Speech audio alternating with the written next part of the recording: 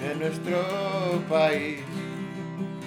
Vengan, escuchen todas las historias, historias de amor, love, aventuras, adventures, and all the bad things and good things that happen to the people of our place. Well, good afternoon. Welcome to Voces de Nuestro País, or in the English language, it's Voices of the Northern Rio Grande, right? Right. Well, that's the project overview is Voices of the Northern Rio Grande, and this event is Voces de Nuestro País, so Voices Something like of our that. area. Anyway, for those of you who do not know, I'm Michael Rael, and uh, I am the MC simply because I can be louder than anybody else. That's why Claire put me here. So anyway, today we're really fortunate. We have Kenny LaCome and Daniel Lamb. Kenny from Puesta, Daniel Lamb from Red River, with great stories of life and all that. So without further ado, Kenny, you want to start the show? Sure. Well, it's an honor to be here, and you might be surprised by this, but I'm not here to talk. So maybe we might have a moment of silence. No, I'm actually here to share today. So I'm in so much gratitude for the opportunity to be here and share in this way. And this is what I've been choosing to actually do in life. And so to me, it's actually a practice. And I'm grateful to be here practicing today, doing this. And so glad that everyone here has taken the time to show up, because it's not about Kenny at all. It's about all of us as a community. And so that's what it's about. And if it wasn't for all of you showing up, I mean, honestly, this wouldn't be happening. So thanks again. Appreciate everybody taking the time to do it. And so basically, I'm Kenny LaCome, and I grew up in Taos. Had a great upbringing growing up in Taos, and so grateful to grow up in Taos. I had an interesting childhood growing up, and so I'll share that right away. And basically, my parents split up when I was between 6 and 7 years of age. And I don't know what happened to Kenny, but between the ages of 7 and 9, something took place in my life, and it's pretty much gotten me to where I'm at today. And so, so grateful for that. But anyway, what happened during that time is I don't know if I recognized the value of money or what it was, but all of a sudden I decided that I wanted to become like this little boy entrepreneur. So it was like, next thing I know, I just like took on this energy to ask people, you know, if I could pull weeds in their yard or mow their yard or whatever it was. And one thing led to the next. And next thing you know, I was sounding the Taos News in Taos, and shining shoes on the Taos Plaza, and had the opportunity to shine shoes for Psyche Caraves, who was the owner of the La Fonda Hotel there on the plaza, and had the opportunity to shine shoes for R.C. Gorman, you know, all these different people. And anyway, so I just took on all these little jobs. I mean, from washing the windows on the art galleries to sweeping the sidewalks. There was a doctor there by the name of Dr. Dominguez. Next thing I know, I don't know how he trusted me, but these people just had so much confidence in this little boy. And but there I was, being Dr. Dominguez's little boy janitor or whatever, and he allowed me to go into the office and clean up the office and all these little things, and having the opportunity to clean some of these art galleries, sweep the sidewalks, and wash the windows. And all of a sudden, later on in life, I realized, well, gee, this is what professionals are doing today. I mean, they've got professional window washing businesses, this and the other. Little did I know what I was actually up to at such a young age. And well, anyway, it just so happens through all these little jobs and so forth that I was walking home from the Taos Plaza Shining Shoes one day. We were living on Montoya Street and walking down Kit Carson Road, and next thing I know, I see these people like working on this building that I thought was abandoned. And there goes Getty, like, what are you up to? And they're like, we're going to open up a motorcycle shop. And boy, I just flat out lit up. Like, well, I can help, I was like, I can help you paint or wash the windows or sweep or whatever. I'd like to have a job. And they're like, you're hired. And I'm like, oh, wow. And I'm like, well, I've got a mini bike. So anyway, they hired me on at 50 cents an hour. And so there I was, I mean, still, selling newspapers every now and then, and shining shoes, and learning how to start working on motorcycles. And it was quite an experience. And so, I mean, it was like, that was my life. I mean, I was like, why do I have to go to school? I mean, I've got a job. I mean, all I heard was that you got to go to school to get a job. And I'm like, I already have a job. I mean, so it kind of like, I don't know. It kind of interfered with my schooling, I can say, in a way, but that's just how it went. And so next thing I know, I'm learning how to work on motorcycles, and I all of a sudden decided I want to get into racing motorcycles like motocross. And so I started racing motocross as well. And next thing I know, the motorcycle shop that I was working for, they gave me a full sponsorship, which meant a new motorcycle each season, and supplying me with a vehicle to get the motocross races, and supplying all the parts required to do all the repairs on the motorcycles. And I mean, I had a full sponsorship through Taos Cycle Works. And that's pretty much where my life went. I mean, going to school and actually being involved in high school sports, and motocross racing, and having the opportunity to grow up with these guys who are into motocross are a little bit older than I was, and them willing to take me under their wing, and at the same time traveling with them and having the opportunity to go to different races with them. And it was just amazing opportunity to grow up with these great guys. I mean, that allowed this teenager to go with them and travel with them to these different races. And so it was a great opportunity. And so anyway, when I was working for Taos Cycle Works, Terry Corrali, who was the owner of that place, he was a former motorcycle road racer. And when I met him, he wasn't racing motorcycles anymore, but he had his motorcycles in the chicken coop. And I used to go look at these things in his chicken coop, and I'm just like, wow, I'd sure like to ride one of those.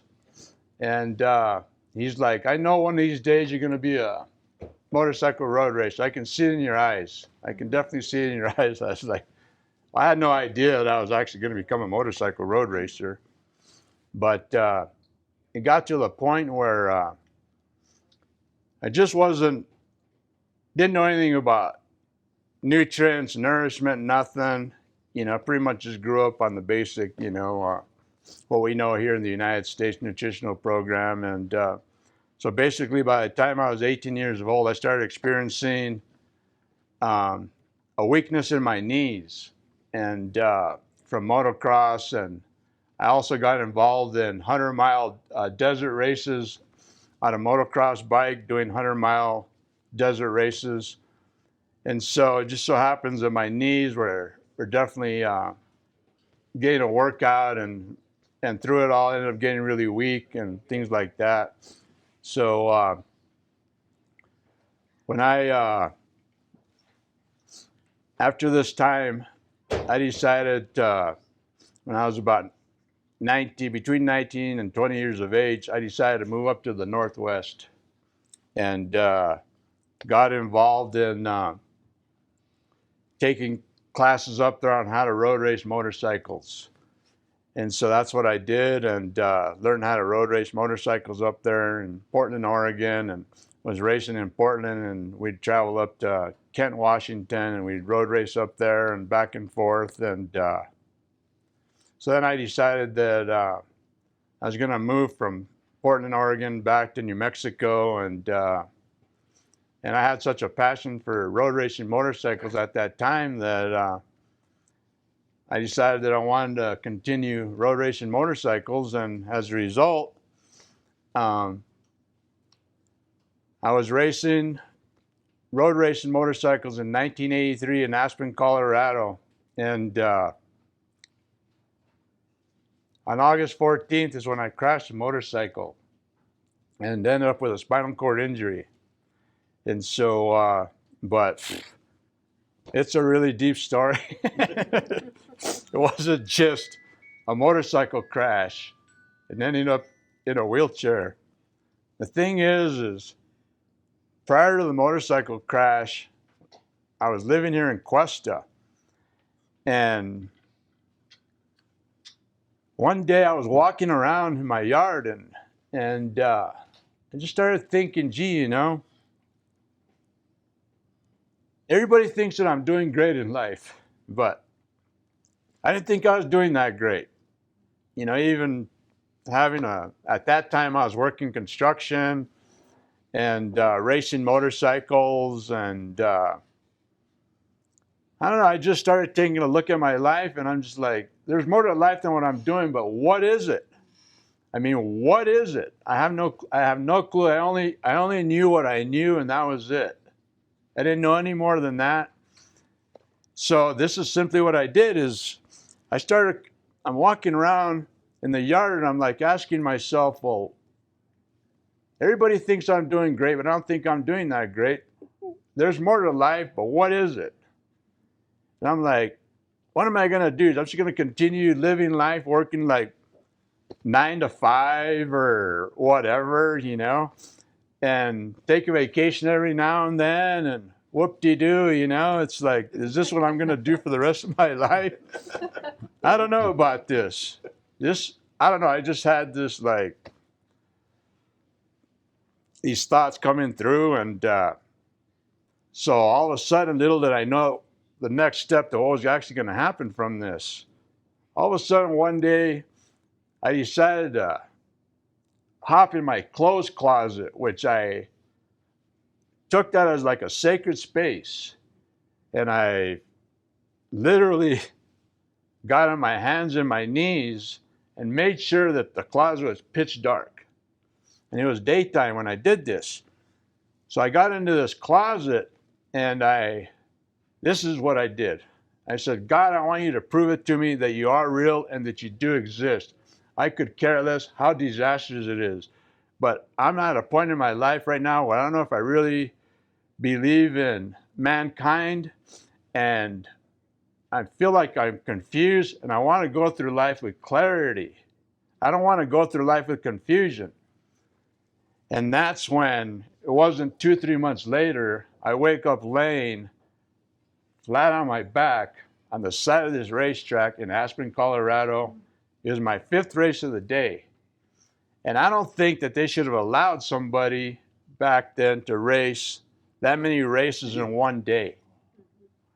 I think I was just simply abusing myself, even though I was young, and I was enjoying what I was doing, but at the same time, I think I was too young and just was determined to race. But I'd already taken 3 first place finishes on this particular day. Like, that's not enough.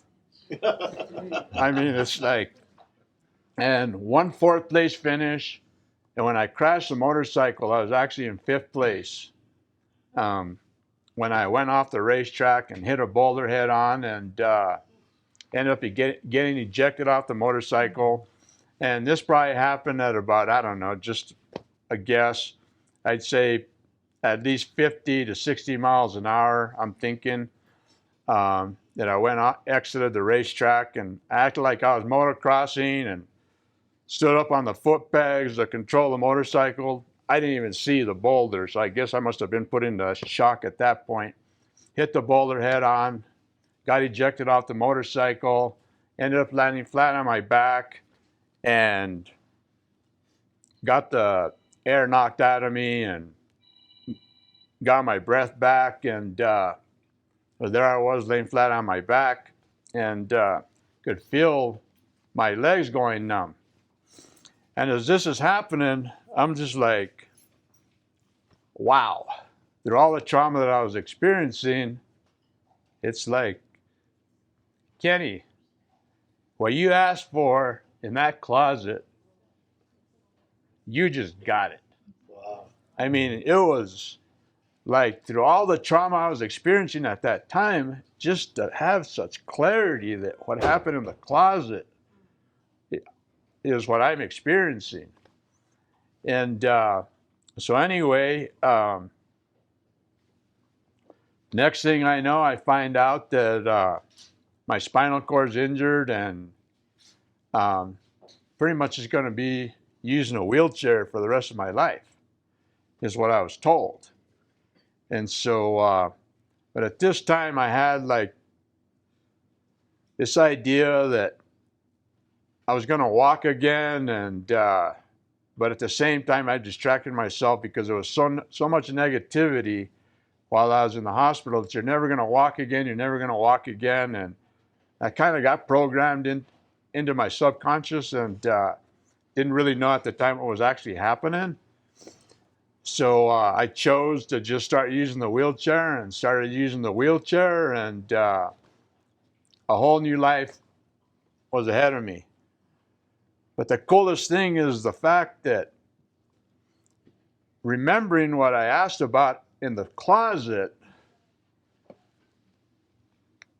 basically enhanced my life, because I took responsibility and didn't blame the racetrack or the racing organization, didn't even blame myself, didn't blame anyone. I just took responsibility and said, look, what you asked for in that prayer closet, that's exactly what you're experiencing right now. And all I did was just take full responsibility and didn't blame it on anyone or anything. And all I can say is what people look at as like a tragedy, it transformed my life.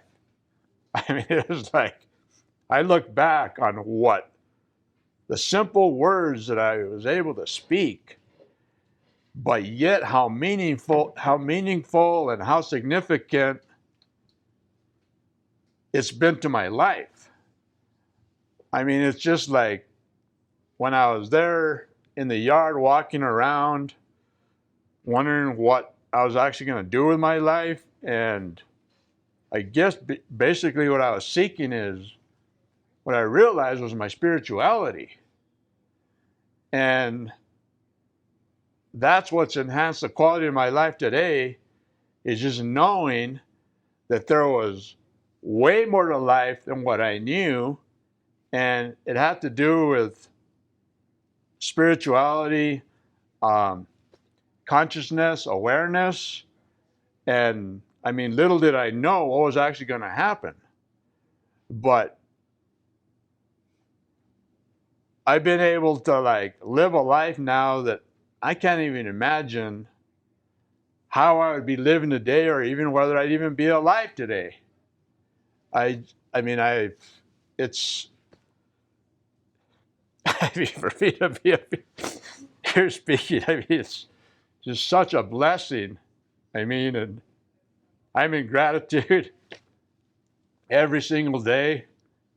And I mean, to be saying this in this position, but that's just how it is. I realize that I'm able to experience joy, peace, love, freedom, fulfillment, empowerment through all of this. And that in itself, I mean, is so freeing. And the life that I've been able to live, I mean, it's just been amazing, amazing. I didn't know that, I never imagined that I'd ever be skiing down a mountainside on a sit ski.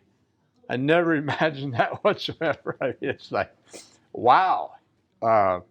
Just so happens that after the motorcycle crash, I was in Aspen, Colorado, and they flew me to Grand Junction, Colorado, where I went into the hospital there, and then I got introduced to rehabilitation there. And while I was in rehab, they started bringing in other people that have been dealing with quadriplegia or paraplegia, things like that, into my room because they thought I was a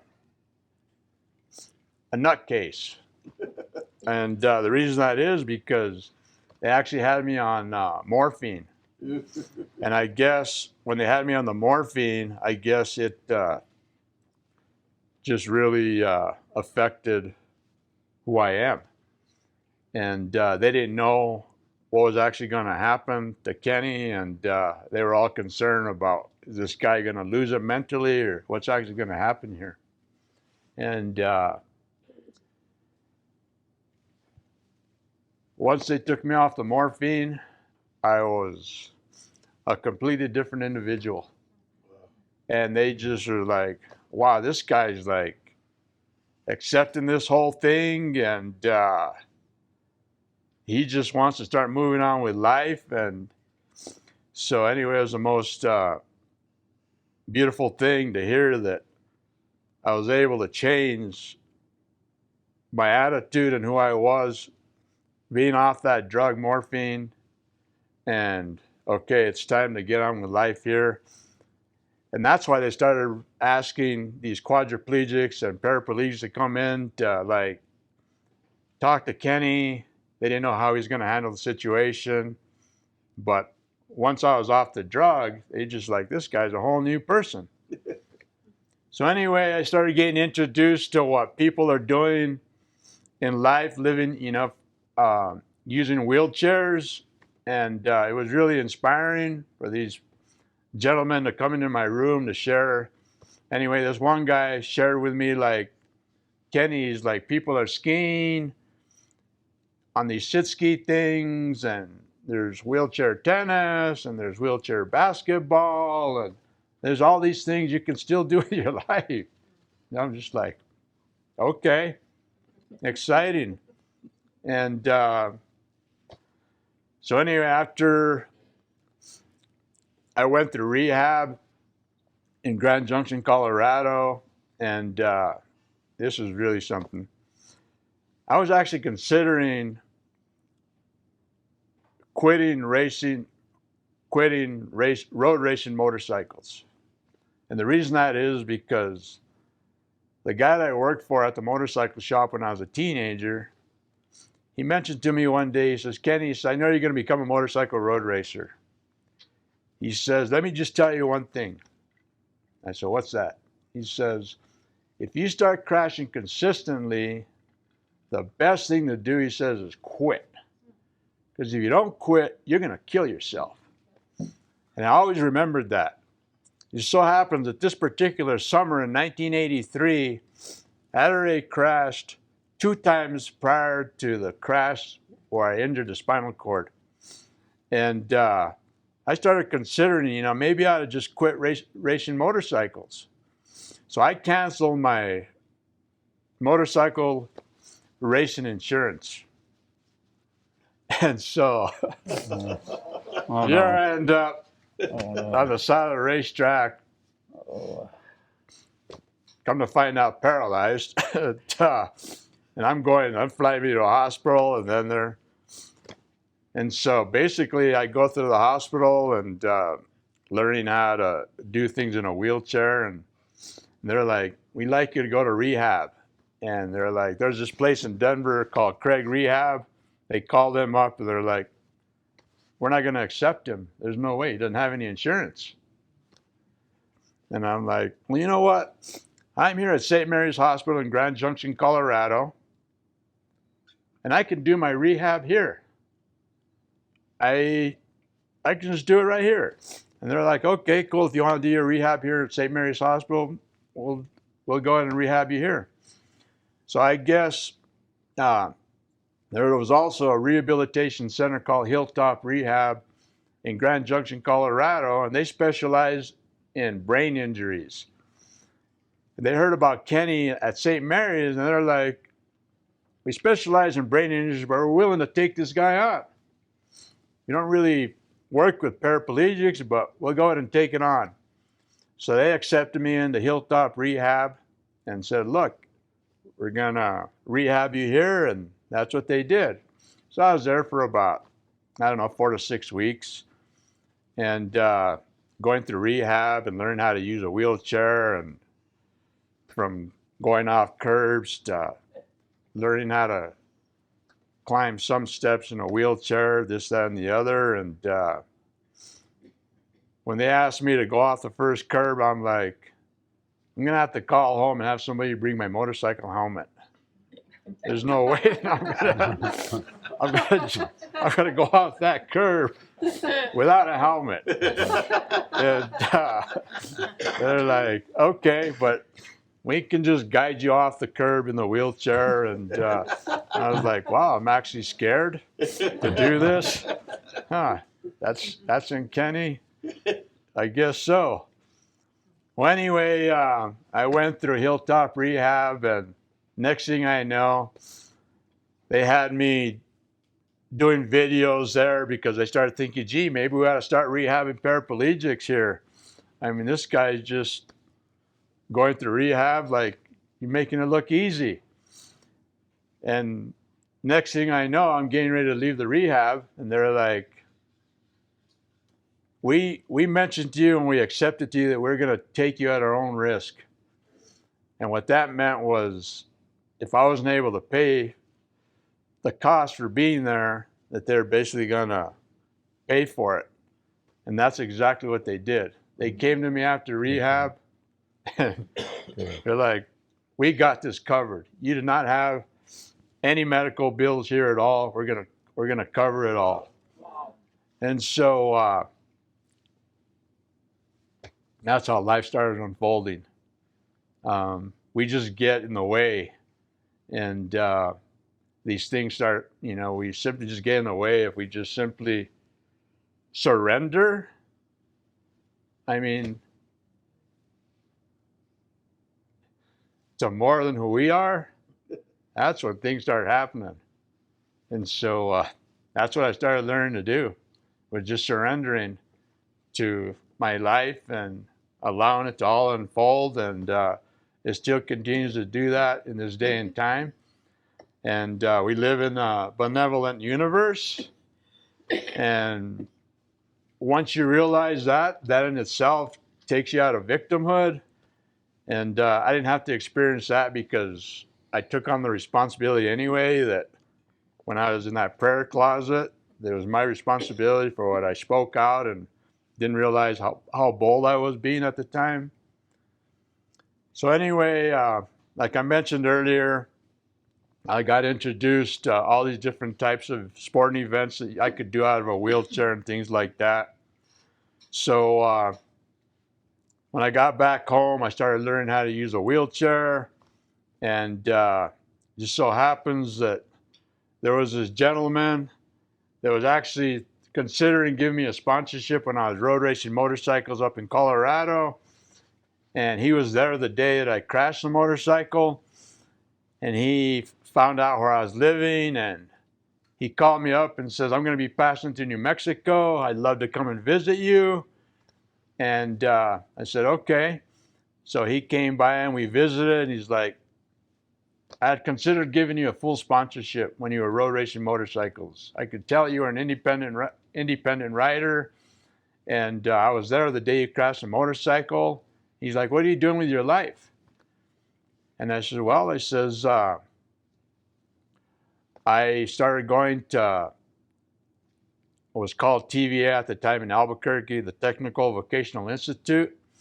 I started attending there, and because I got involved with vocational rehab through the state of New Mexico. And I told them that I wanted to open up a motorcycle shop. Like, well, you're going to have to go to business school. You can't just like open up a motorcycle shop. And I'm like, okay, whatever it takes, if that's what I got to do. So I went to Albuquerque and started taking classes in small business on how to open up a business. And next thing I know, I find out about this organization called the Albuquerque Wheelchair Tennis Team. And I'm like, oh, played tennis in a wheelchair, okay.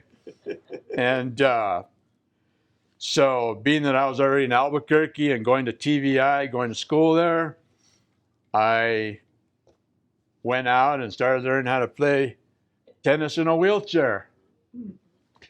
Next thing I know, they're like, all you have to do is show up to practice and we'll fly you to tennis tournaments around the United States. Wow. And I'm like, really? All I got to do is show up to practice and you're going to pay for everything for me to fly around the United States. They're like, yeah, we raise money and this is what we're doing. And there was, obviously other wheelchair athletes involved in Albuquerque. And sure enough, that's how it unfolded. Well, this gentleman I was talking about earlier that came from Denver to say, hey, I was at the race with you and I considered sponsoring you. Well, later on, when I finished the schooling in Albuquerque and moved back to Cuesta, he called me up again and he says, Kenny, I'm considering offering you a job in Denver. And I'm like, well, I don't really want to work for anyone. I want to do my own thing. And so here I'm getting this schooling on small business to open up a business. And I told him, you know what? I'm going to consider maybe working for someone else. I said, I'll come up to Denver and I'll look at your facilities and your shop and I'll see what's happening. I go up there and I'm just like, you know what? I think I'll come to work for you. And so that's what I ended up doing. I ended up moving from Cuesta to Denver and go back to work as a motorcycle technician out of a wheelchair. And it just so happens when I get there, I found out that his dad had passed away. So he's like, I got to go to Vermont to take care of this. And he says, you're welcome to stay in my home. And I don't know when I'm going to be back. And I'm like, well, I guess I won't be starting work now. Well, when I was in rehab, I had heard that people were skiing sitting down. So I go to Denver to work, have a week or two off. And I said, well, I found myself an apartment, found out about Winter Park, Colorado, went up there, and sure enough, there's people up there skiing, snow skiing, without legs, people that were blind, people missing arms, everything, people skiing sitting down. So I learned how to ski on what I call it toboggan. And so anyway, I learned how to ski on this thing, and it wasn't 4 weeks later, people are like, you ought to consider racing. I'm like, okay. Get back to Oh it. no, here we go. And Wow. so I take this toboggan, Winter Park lets me borrow this toboggan kind of thing, and I'm going to my first race in Powderhorn, Colorado on this thing, and end up taking a second and third place in giant slalom and slalom on this thing. Well, little did I know it actually qualified me to go to the U.S. National Adaptive Championships in Jackson Hole, Wyoming. And so I was like, okay. So there I go. And some of the volunteers in Winter Park are like, Kenny, if you want to get to Jackson Hole, Wyoming and go race on this thing, Winter Park is going to allow you to use the equipment and you can go up there and race. And so there I go out to my first race. 7 weeks later, after my first sit ski lesson on this toboggan thing. And people are like, well, you're just like a natural that learned how to use this thing. And I go up to Jackson Hole, Wyoming, and ended up taking a second place finish overall on this thing. 7 weeks later after my first lesson. That's pretty good. Yeah. And while I'm up there, I noticed these other sit ski things that look like you're actually skiing rather than sledding down the hill. And I'm looking around at these things and saying, you know, why doesn't somebody put a shock absorber on one of these things? And I started questioning some of the athletes there. How come you don't put shocks on these things? And they're like, oh, everybody's done that, and this and that. And I'm like, oh, okay, cool, whatever. I says, that's okay. So I get back to Denver after the national championships, and I start thinking, gee, you know, why didn't somebody put a shock absorber on one of these sit skis? So I mentioned it to this guy in Denver, and next thing you know, we put this sit ski together with a shock absorber on it, and I take the thing up to Winter Park, and now I'm having to learn how to ski on a whole new contraption, which is a single ski with these outriggers on it. And, you know, it's off the snow a good 1.5 feet. And I'm learning, no one knew how to really teach that thing at the time, how to ski the thing. But they had people that were willing to load you onto the chairlift and take you to the top of the mountain. And my right turn came naturally, but not my left. Every time I'd go to make a left turn, I would fall right over. Did this for I don't know how many hours, at least 2 or 3. And finally it clicked, and I started linking turns and making turns. And there I was one run at the base of the mountain, and I fall over and go end over end, no helmet on, no nothing. And I'm just like, wake up, and I'm just like, wow, is this really what I want to do? And I got over that, and continued skiing. And next thing I know, I'm helping design sit skis and working on sit skis, and we come up with a design, and I go to test it in Winter Park, February 26, 1987, which was actually my birthday that day. Wasn't even focusing on that particular, it just so happened that it worked out that day that this particular design that we had come up with was ready for test. And so I went up there to go test the thing, and Hal O'Leary, who started the program up in Winter Park, Colorado, he came up to me after I skied for a couple, 3 hours, and he says, I've never noticed anyone load a chairlift on a sit ski independently. You're the first person I see do that. He says, what did you do to allow you to get on the chairlift? I said, well, we incorporated a lifting system on it. So we lift you up, so the chairlift would just pick you up, and away you go.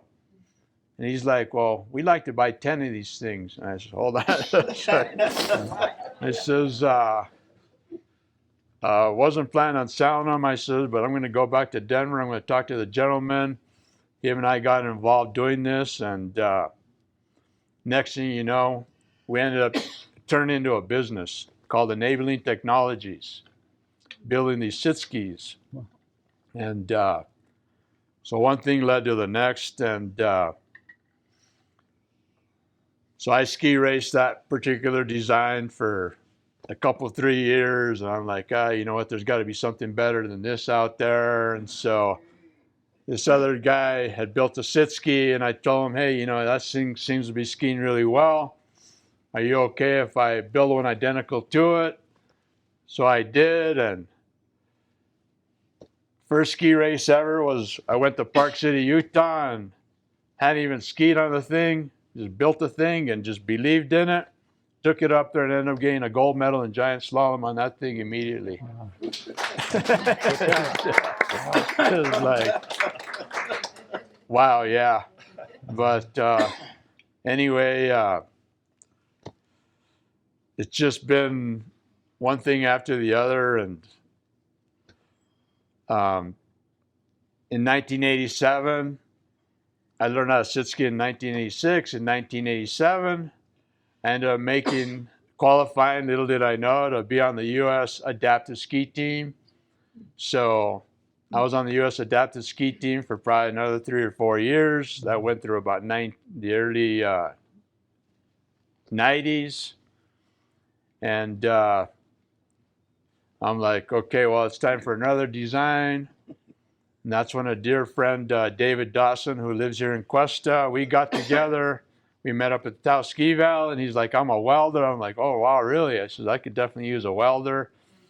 And I had this other design in mind, and between David and I, we were able to get this sit ski together, which was a whole new design. And it was just time for something new and different. And I applied for a patent on it. I was granted a U.S. patent on it. And then through all the prototype stages, it started working better and better and better. And next thing I know, I have the ability to compete on this latest design. Was granted the patent in March of 2000. In 2002, I qualified to go to the Paralympic Games, the Winter Games in Salt Lake City, Utah in 2002. And have the ability to compete there and end up competing in the super giant slalom there. Ended up taking a 10th place finish while I was there. And so, I mean, all of a sudden I'm just so involved with ski racing and meeting people from around the world. And when I'm in Salt Lake in 2002, I get done competing and I meet this woman, and she told me she won 4 gold medals in cross-country skiing. And I'm like, it looked to me like she was in her late 50s. Or no, I mean, pardon me, in her late 60s. And I thought she was from Poland for some reason. Come to find out she was from Norway. So anyway, I'm like, wow, I guess you're never too old to Never too old. to see what cross-country skiing is about. So anyway, she inspired Kenny to get into cross-country skiing. I ended up getting into cross-country skiing about 4 years later. And it wasn't within a year I started competing in cross-country skiing. And ended up competing in cross-country skiing for over 10 seasons. It took me, I had the opportunity to go to World Cups in France and Germany. And I get to these places, and I mean, my first World Cup was in France, Bassans, France. And I get there and I'm just like, I got to compete with these guys? You got to be kidding me. They look stronger than an ox. And I'm like, I'm going to be coming in last place. Sure enough, I was like, one race I was like last place, another race I was like second or last place, whatever. And but it was the coolest thing is I looked at these people and I'm like, I want to be able to get that good. They have such amazing skill at what they're doing. I want to get that good. And it took me literally like 10 seasons to develop that skill level, because on a cross-country sit ski, I feel that it's like 1800s technology. And so anyway, going from a Alpine sit ski, one single ski using outriggers, and going to a cross-country sit ski with 2 skis on it, with no articulation, not having the ability to angulate, nothing. I mean, it was like a challenge to learn how to use this thing when I first got in the thing. But I'm like, Kenny, you're speaking out to the universe right now. You're asking for the challenges. It's not about these cosmic 2x4 experiences anymore. Well, I was looking for a new challenge in life, and sure enough, the new challenge was cross-country skiing. And so anyway, I got into it. Like I said earlier, I did it for over 10 seasons. It took Kenny about 10 seasons before I was able to medal at a national championship cross-country racing. At that national championship, I ended up earning 3 bronze medals at a national championship on a cross-country sit ski. And it took quite some time to get to that level because it's so competitive as well. Well, not only that, I mean, I'm already like in my 40s and 50s doing this, and still doing this today. I mean, in my 60s, and competing against 21-year-olds, 30-year-olds, I mean, things like that, and 40-year-olds at the most. But anyway, it's been wonderful. And between Alpine racing and cross-country racing, I've been doing it for 38 seasons total. Yeah. So anyway, it's been an amazing life. And one of the things that I'd like to leave it with is that the one thing that I learned in this transformation in my life is about nutrition. There's one thing I had no clue about. I just consider myself the biggest junk food junkie that existed. And that's a whole nother story in itself. But I've been able to maintain my health all along. I changed my nutritional program completely shortly after the motorcycle crash and injuring the spinal cord. And it was due to my brother Mike, my older brother Mike. He came up to me one day and he's like, Kenny, you plan on walking again? I said, no. I said, all I've heard is this negativity, you'll never walk again. He's like, well, I've got some news for you. Here's a testimony of a woman who healed herself by drinking wheatgrass juice. And that's a story in itself.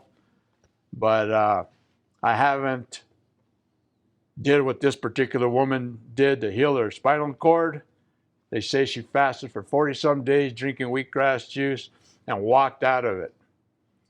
Well, anyway, this information is in this book called Survival into the 21st Century. I read the book and it's transformed my life. I've learned so much about nutrition, nourishment, and how important it is to stay healthy and be healthy and experience wellness in this day and time. And from what I know, and I know now how important it is, just because we're surrounded by so many chemicals in this day and time, that we have to take responsibility and purge the stuff out of our systems because we're putting it in our systems all the time. Well, wheatgrass juice has the ability to do that. And I can go on and talk about it. But the thing about it is being on more living foods rather than junk food has enhanced the quality of my life in so many ways. That's why I'd like to speak about it. But I'm going to pretty much stop here because that is in itself is a whole nother Another hour. or 3 hours or 4 hours or whatever. But infinite love and gratitude, and thanks for the opportunity. Wow.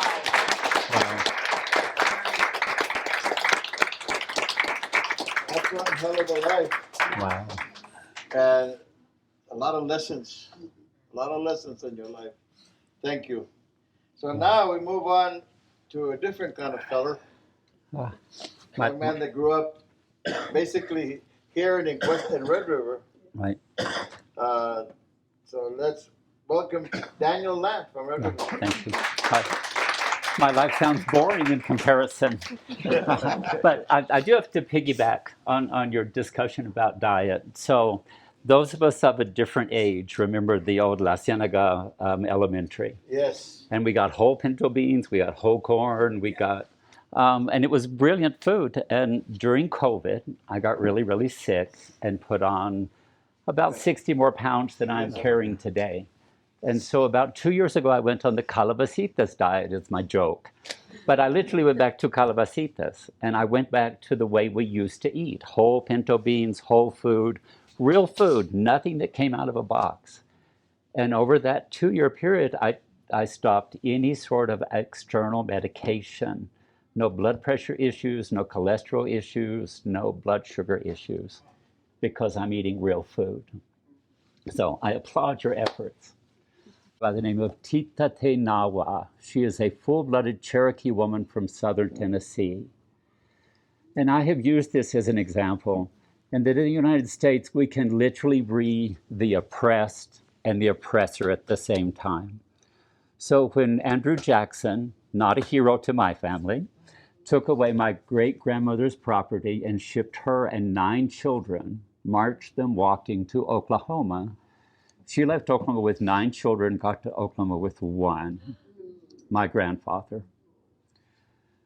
And when I was a younger man, for those of us who do know me, I have always been precocious. I am that young man listening at the door, wanting to know what the old people were talking about. So I had heard the stories of my own families. So when I'm a little kid, I discovered that my great-grandmother had written her diary of the travel of the Trail of Tears. And it's written in Cherokee. And so when I was 6 years old, I took it to my mother and I said, and my grandfather, would you teach me this language? And they taught me the language. And I am a fortunate man. I have a gift for language. I speak a few of them. And that will be important as we get down the road. So my mother's people arrived in Taos in 1849 during the absolute worst of the Irish famine, when 1.5 million people are starving to death in Ireland, and the British government is shipping their food to other countries to sell. Kind of sounds familiar with what we're doing at oil at the moment. We can sell oil to the rest of the world, but we don't have enough for us. We have a healthy distrust of government, which is ironic, because I am the Democratic chair, precinct chair in Red River. I am proof that Red River is not filled with rich, white, Republican Republican Texans. I'm absolute proof of that. So my mother's people moved to Taos. But my mother had spent a lifetime coming out visiting here. I actually have a few photographs. So this is my mother's family in 1932 on the John Dunn Bridge. 1932 is the absolute worst of the famine, of the Dust Bowl, and the Depression. And you can see, if you'll get a chance to look at this, these are desperate people. They are dryland farmers who live in what is called bottomland in Oklahoma. But they're moving to Taos. They come out and visit their family. I have a photograph of my mother at 16 years old at Taos Fiestas. So my mother's family have been in New Mexico a long time. But they moved to my mother meets this young man from West Texas in Taos. My father would come out and visit his family and had done deer hunting up in this region. So they get married in 1950. In 1955, my family moved up to Red River. And at the time, the road from here to Red River is dirt. So I remember the road going down into the river, crossing the river, coming up over passes. The old Red River Pass is still switchbacks. The modern road doesn't come along until 1967. And so I had the pleasure of getting to know a number of the old miners who had come up here in the late 1800s. And today, our impression of miners is that they're rustic people because of movies and television. We've forgotten a few things. The Edison mine up in Midnight is Thomas Edison. These were mining engineers. These men and women had mined all over the planet. So there was a man who rented a space from us. My parents come into Red River and buy the Three Canyon Camp, which is a series of little cabins from the late 1800s that people had rented out to miners. Nothing is winterized. So I spent my childhood digging 6 feet under to bury pipes. But these old miners would rent spaces and put their motorhomes, mobile homes, on them. And they would talk about the old days. And they would talk about mining in South Africa and Russia and Persia. These people had mined all over the planet. But Red River, we never found large, significant gold in mining up here. And so Red River very quickly begins to fall apart. The mining communities begin to fall apart. People move away. But a lot of the old miners were still alive, and a couple of them would still had active mines as a kid. And it's just remarkable. We have this idea of miners that all they did was just dig gold. But no, they had gardens, and they had flower gardens, and they had gardens in the river. And these people had full and rich lives. And just another little transition in our own lives. So back in 1972, half of this country lived in a big urban center, and half of us lived in small towns. And we forget how rich small towns are. No money. New Mexico never had any money. We know that from the get-go. We will never have any money in this world. But in New Mexico, we have an old Spanish saying is we don't talk to each other from here, we talk to each other from here. Because we are la gente, we're part of something bigger. So these old miners would talk about these sort of places, and just remarkable places. So my folks moved up in 55. Red River is just sort of limping along, and my family are literally only in Red River in the summer. Nobody lived in Red River over the winter. It just shut down. And I always thought that was sort of funny, was after the Dust Bowl and the Depression had played out, all of the bigger buildings in Red River, the old Playhouse, what is now Texas Reds, the Motherlode, the Bull of the Woods, these were illegal gambling and alcohol during the Prohibition. And there was actually a telegraph system that ran from Cuesta to Red River. So there would be somebody in Cuesta who would telegraph the revenuers are headed on their way. So they would flip these buildings into amusement places. But those things were still around when I was a kid. So they were still in the back rooms. They were still going on. So my folks move up. We move up full time in 1959 when both Red River and Taos Ski Valley both open up.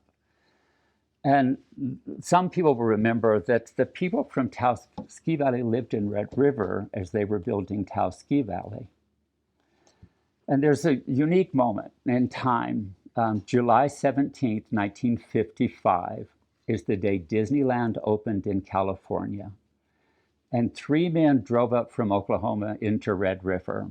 And they were S.E.B. Bolton, S.E.B. Paint Company out of Oklahoma City, Garnet Fry, Trigo Sporting Goods and Western Wear Clothing out of Woodward, Oklahoma, and Woody Duffy, Old Duffy's Restaurants.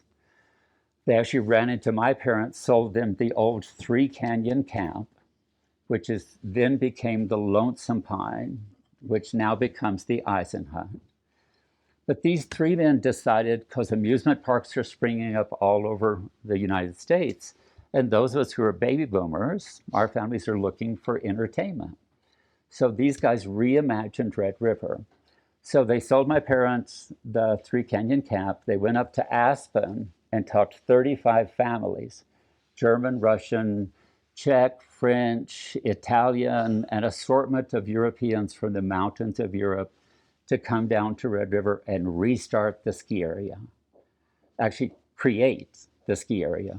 And among them was Ernie Blake, Papa and Mama Maillet from the Bavarian and Taos Ski Valley. Papa and Mama Maillet were my godparents.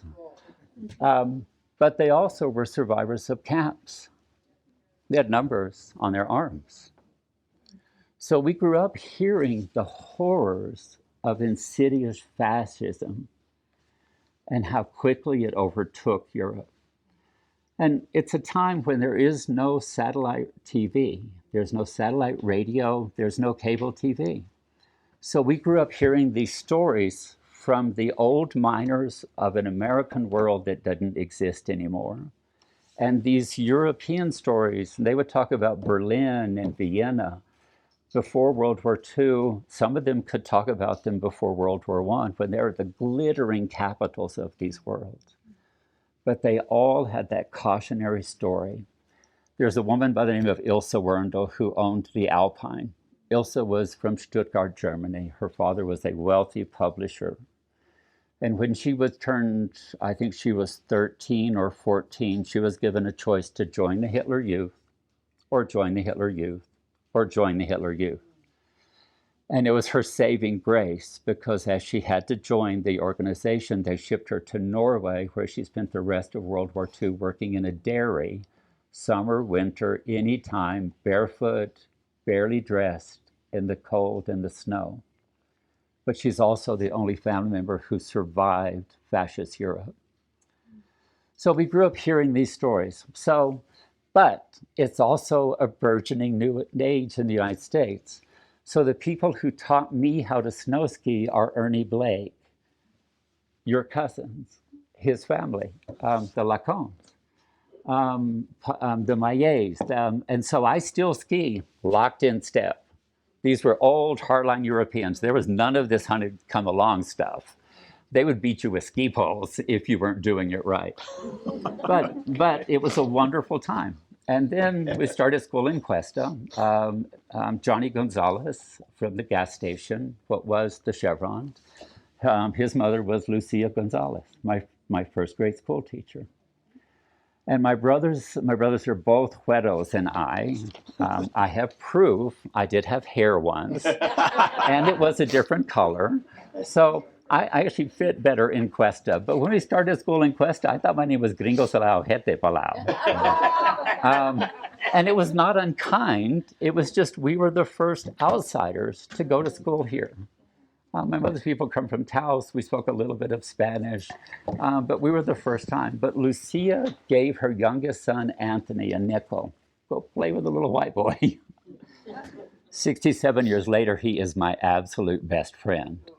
I've known the family for decades, and we're constantly in each other's homes to this day. So our lives started to become intertwined. And Cuesta, I think when we started high school, we were the largest graduating class Cuesta had ever had at that point. I think by the time we got to senior year, we were not such a big number. But it was a big thing. Life is exploding. My dear, sweet, one of my favorite people on the planet, Pat Martinez, comes along about 4th grade, I think, and starts the band program. And I had one of the greatest pleasures of my life. I play 5 different instruments because of Pat Martinez. I get weepy at this point, and you'll have to forgive me. But 26 years ago, I came home to take care of my aging parents, and I had a chance to run into Pat Martinez. And Pat was still in good shape. And I was able to tell him thank you, that he added such value to my life. Because it wasn't fancy, it was just quiet. Let me interrupt real quick. I saw Pat last week at the Taos Living Center. And I went up to talk to him, he doesn't even know who he is anymore. Right. It's really sad because Pat was one of the best influence of music this town has ever had. Incredible teacher. He- In fact, in Dulce, he took his group to Europe. Right. So that, but I just wanted to Yeah. say that Pat is still here, Yeah. and just sad that, So, and just along those lines, so 2 weeks ago, I actually went and stopped to visit Pat, and I had recorded a piece of music, and he remembered the piece of music. that he did. And so he mumbled the name of the piece of music, and so he could remember still then. He didn't remember me. I was just somebody in the background, but he remembered the good piece of music. So a lifetime in New Mexico. So my folks have owned, when we first moved to Red River, we owned a motel. And life was challenging. So both of my parents either worked at the Red River ski area or the old Powder Puff ski area. And I am the child who stayed home and read in a motel when I'm 5 years old. And in those days, we did not publish rates. So I knew if you drove up in a Chevy, you got one rate. You drove up in a Cadillac, you got a different rate. And then one day my mom came back from work, it was a weekend, and she said, and I said, Mom, I keep renting rooms, and these people come over they take the room, they go over, spend about an hour, and then they come back and say, we want our money back, we're not really needing that. And my mother explained cautiously to me, said, Dan, they're using your rooms. She didn't tell me what for, but we can imply that. And she said, Dan, you can't do that. So if they come, they're going to spend more than an hour, you don't give their money back. Because people were using the rooms for the little kid. But grew up in Red River. My family opened a ski shop in 1959. I think we are the third oldest ski shop in New Mexico run by the same family. Cottom's held number 2 until they sold out their ski shops. So we've been in the ski industry a long time. Savings, and we were in land development. Savings and loan crisis comes along, and literally the bottom fell out of Red River. I graduated school from Cuesta, and it was just a little bit before that. So my folks could not afford to send me to college. So I had an aunt and uncle who lived in the San Francisco Bay Area who said, Dan, come and live with us, and we will help you get into UC Berkeley. So I jumped at the opportunity. So there are still more people in UC Berkeley than there are in Taos County. But I went to UC Berkeley. I finished up just a bachelor's of science in marketing. I was in a 4-square seminary at the time. My father's family, the Lambs, we are descended from Scottish Quakers. We come in the 1620s. So it's very common for us to send our children to seminaries. My older brother is a retired Baptist minister today.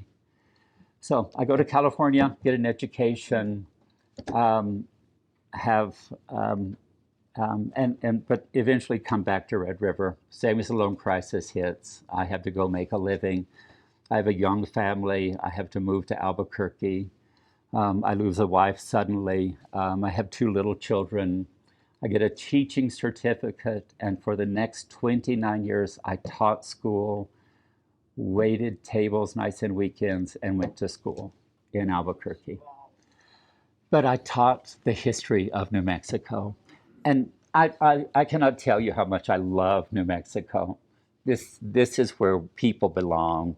We could teach the world how to live the way it's taken us a long time, but we have figured out how to live together.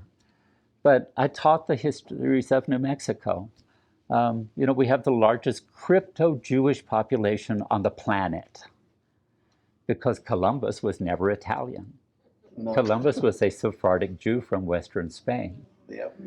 1492 is only important because it's the year Spain becomes a Catholic country for the first time in its history. It immediately expels 2.5 million Arabs, tells 6.5 million Spanish Jews, convert, leave, or Columbus is looking for somewhere to send his own family and finds New Mexico. Because what happened in 1509, what becomes Mexico City, is still Teotihuacan, But what becomes Mexico City has an inquisition. And 35 families flee out of Mexico City because they are Sephardic Spanish Jews. They come into Las Cruces, New Mexico, and go native. And they're here when the conquistadors go marching by. So today, we have this huge population of crypto Jews around us. And there is a little tell that works most of the time, not all the time. But if your name is Gonzalez, Sanchez, Gomez, any of the Zs, the correct Spanish spelling ends in a Z. The S is a little clue where la gente, we may be a little different over here. So we have these wonderful populations. The LaCombes, the Laforets, the Fouquets, these French-sounding names that live around us are probably Basque people. And even the Spanish that we speak is a 16th century Spanish dialect that is actually almost Basque. So we have this really, really rich history in New Mexico. What a wonderful place to live in. I can't really imagine living anywhere else. And we live in this unapologetic, multicultural, multi-ethnic world because we have these rich stories of each other. So we can have adversity and they turn into triumphs in our lives. I'm suddenly preaching here. I didn't mean to go down that road. Yeah, you did. Yeah, we did. Anyway, so as I spent many years in Albuquerque, Augustine Martinez, gentleman in Taos who is the short-term director of Taos, comes to me. And at the time, I am the provost assistant in Albuquerque, and I'm teaching history. And Augustine comes in Taos, and he said, well, he's found the Clowers. I think they were originally out of Kansas, who want to build a campus in Taos. At the time, my boss, the deputy provost, and I are overseeing all of the regional campuses of UNM. So Augustine Martinez and the Clowers and I started UNM Taos because it did not exist when we were young. Our lives would have been different if we had had education, affordable education that we could have gone to. So we helped start UNM Taos. I moved home 2021 to take care of my own aging parents who were in their 70s. And had the good pleasure to live with my parents for really the last 15, 20 years of their lives. And then COVID hits us. January 2nd of 2020, my father and I are driving back from Denver, and my father is coughing.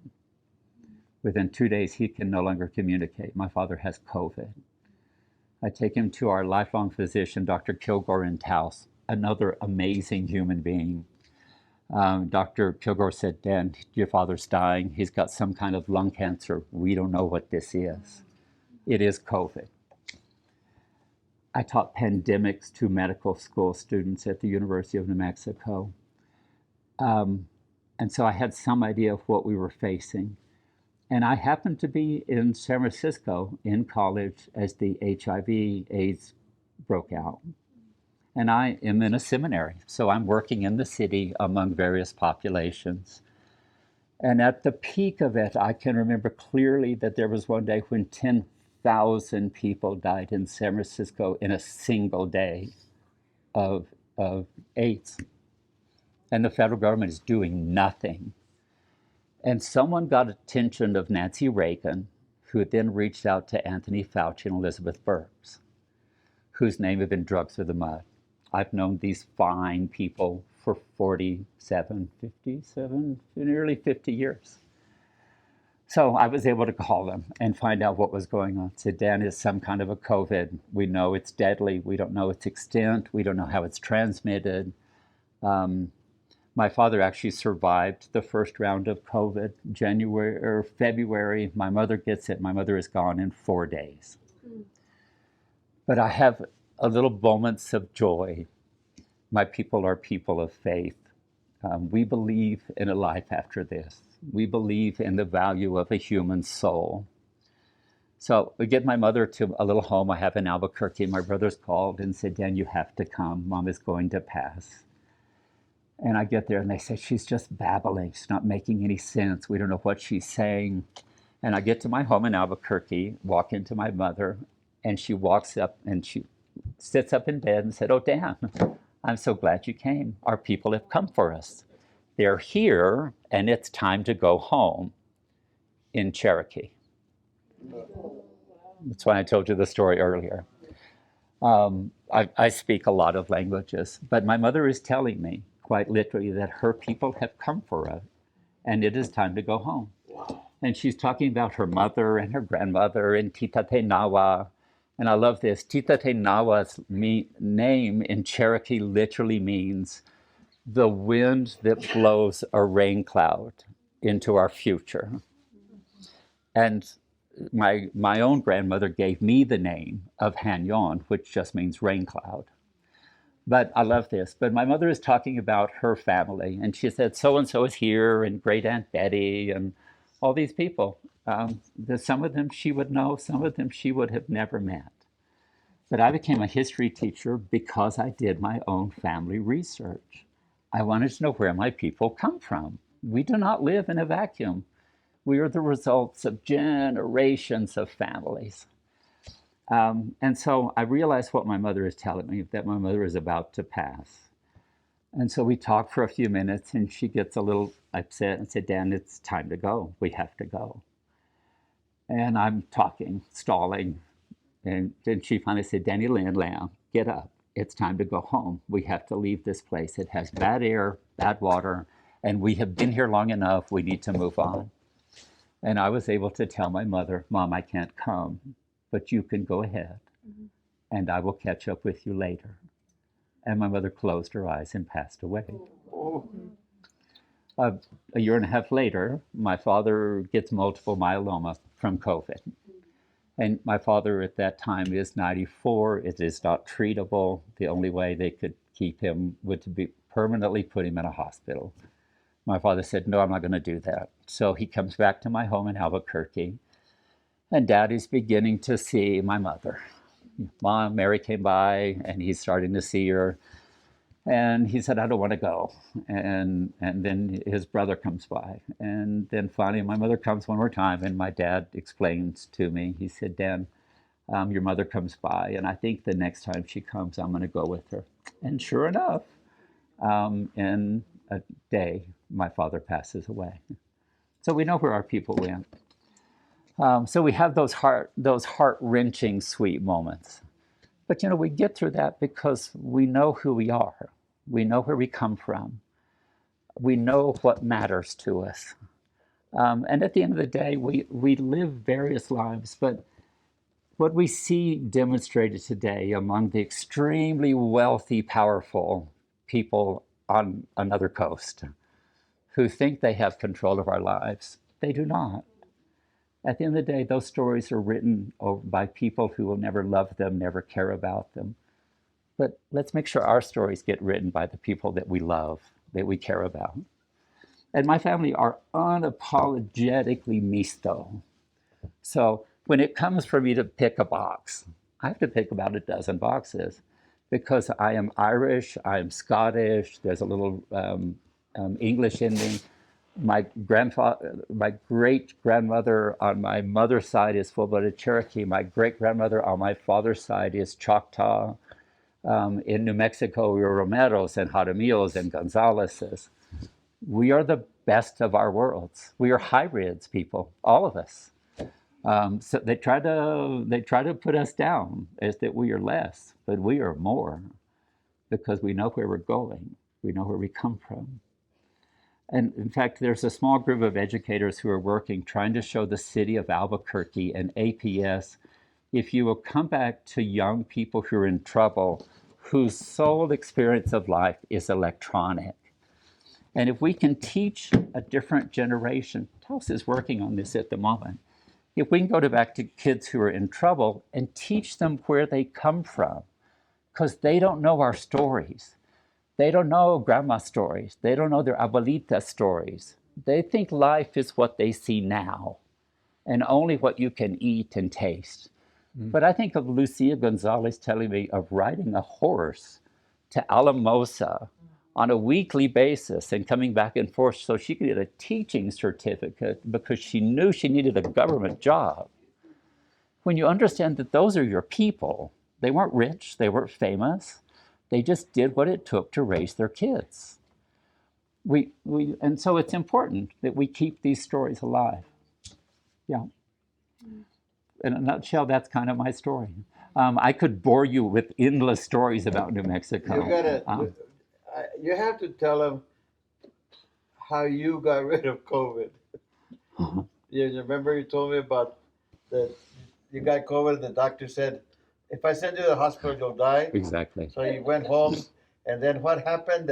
Okay, so that one. So this is a great story. Yeah. So COVID eventually took nearly 19 family members, children, grandchildren, aunts, uncles. So I got COVID, and my only health indication is today I'm a 70-year-old man, but I was asthmatic. So I got COVID, and my lungs went into full cytokine storm and tried to kill me. So my saturated oxygen went to 42. And Dr. Kilgore in Taos was my lifelong physician. He came out from Oklahoma to work in Native communities back in the 1940s. And I intended to become a physician, but life had other dimensions. So I became a doctor that can't help anybody, as my kids would have said. So I went to Kilgore, and he said, "Dan, your saturated oxygen is 42." And he said, "If I send you in the hospital, they will intubate you, and you will die." But he said, "If you'll go home and sit on your concentrators," and by then I have the full concentrators. I'm trying to keep my people alive. And I went home and sat in a chair for nearly 3 years. I got COVID 8 more times.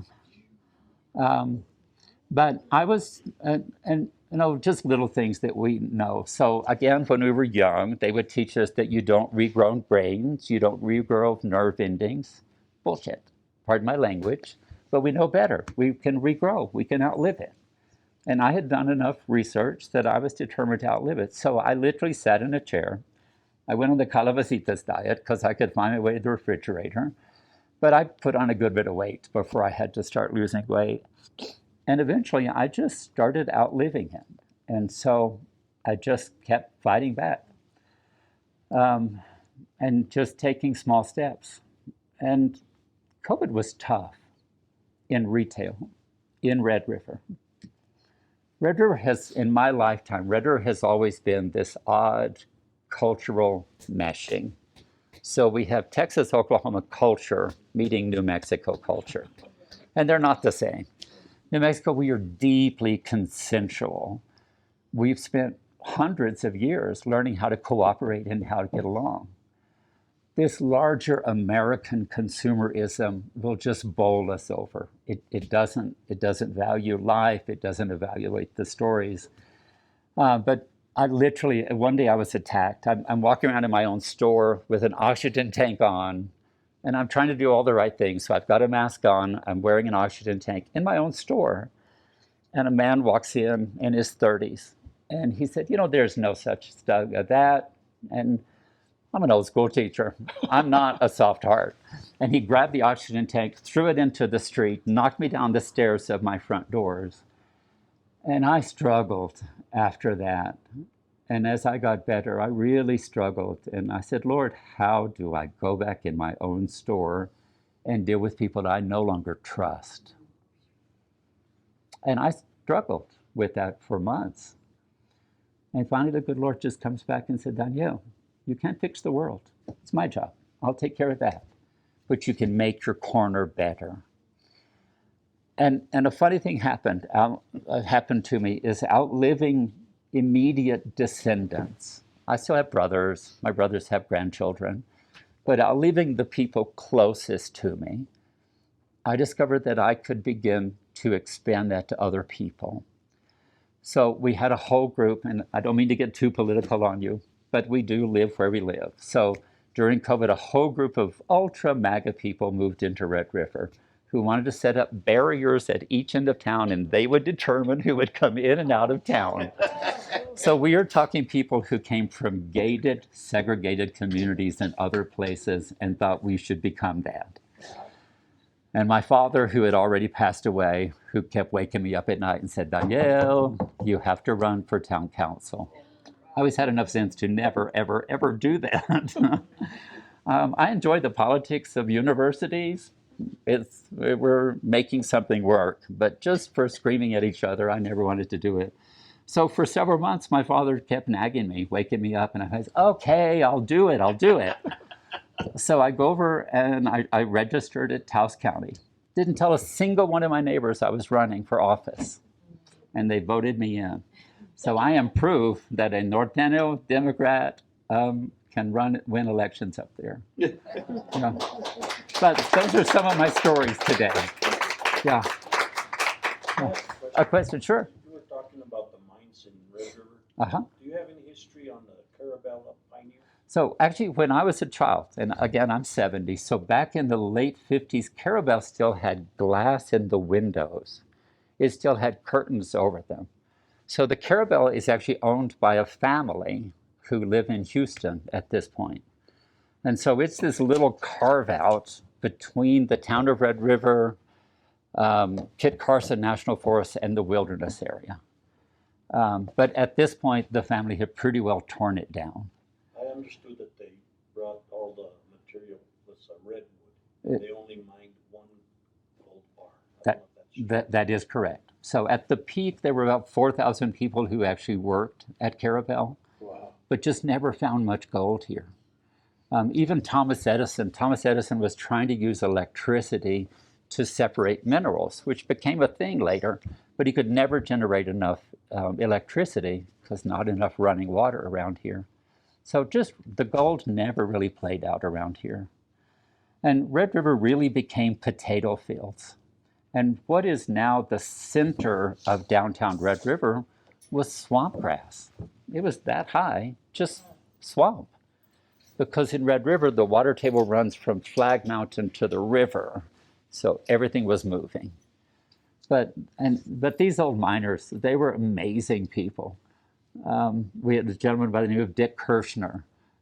He actually owned the first color TV I ever saw. But he would talk about, and they weren't, it was not a rock'em sock'em kind of Western sort of thing. They were here making lives, planting gardens, planting flowers. They were building a future. But when the money ran out, so did they. Yeah. Anybody? I'll tell you what, today has been one hell of an interesting day. Amazing, thank you both. Oh, thank you. No, thank you. And stories, you know, I don't know, that's what makes Northern New Mexico for me. Being from here all my life, this is what we want to accomplish here, is to have this kind of story so people learn about who we are. Because there's no one thing, it's all of us. So thank you both. And next week, we're going to be at the Cerro Farm live over there. Cool. It's from 2 to 4, so. Actually, we're doing it in the morning so that we're not all burning out. Oh, okay. Yeah. What time is it? Thank you. 10 to 12. Thank Oh, you. well, see, now Yes. they finally tell me about it. I guess they didn't want me there. Anyway, next month, we're going to have Bobby Ortega. Bobby.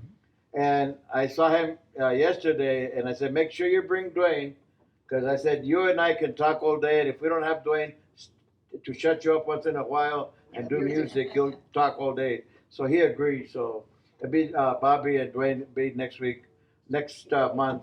And then we still have to, have you done anything with Esmeralda as far as?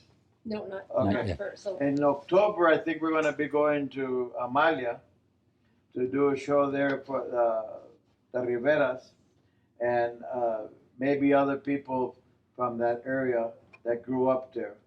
So I'm still putting that together with them, and then I have to get these guys to make sure they can go over there. And so thank you all. This has been the best attended. Oh, well, thank you. Thank you. But so, thank you guys. Thanks. Thank you, all of you. We We'll do more appreciate it. stories. God bless you. Thank you, guys. Thank you. Daniel. Hi. Thank you, Michael. Thank you for inviting me to do this. This is fun. Would love to. Voces de nuestro país. Vengan, escuchen todas las historias. Historias de amor, love, aventuras, adventures, and all the bad things and good things that happen to the people of our place. You have listened to the stories. Vayan y digan a todos que vengan a escuchar las historias de nuestro país.